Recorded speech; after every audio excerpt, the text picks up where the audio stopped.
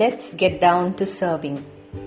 Jesus said, "You call me teacher and Lord, and you are right, because that's what I am. And since I, your Lord and teacher, have washed your feet, you ought to wash each other's feet." John chapter 13 verses 13 and 14. Read John chapter 13 verses 1 to 15 for the entire narrative. That day when Jesus took a basin of water and stooped down to wash the feet of his disciples, he did so fully aware of several things. He knew his hour had come to depart from the world, that Judas Iscariot was conspiring to betray him, that the Father had handed over all authority into his hands, and that he came from God and was going back to God. So what was it that prompted Jesus to go down on his knees and wash all of his disciples' feet, including that of Judas? There were a few key reasons mentioned.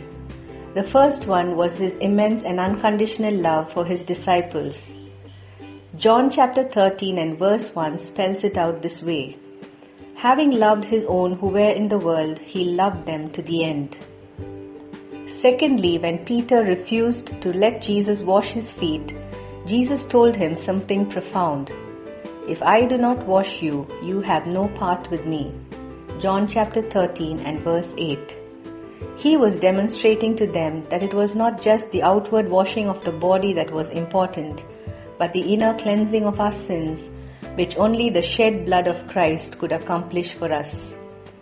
Thirdly, Jesus was setting an example for them to follow.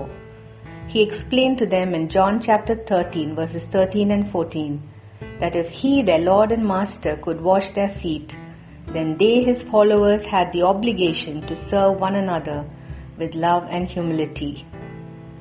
Jesus further explained this in John chapter 13 and verse 16.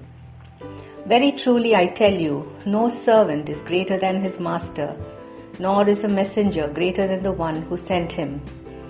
He was simply telling them that they were merely servants and messengers, and the only one who was worthy of all honor and glory is God himself. To serve as Jesus did, we need to demonstrate the love and humility that he modeled, a love that is even willing to love those who don't love us and intend to harm us. The humility that enables us to give up our position, our authority and our rights, and gives us grace to serve one another and esteem others better than ourselves. We can conclude with Jesus' words in John chapter 13 and verse 17. "Now that you know these things, you will be blessed if you do them." If you were blessed by this devotion, kindly share it with others.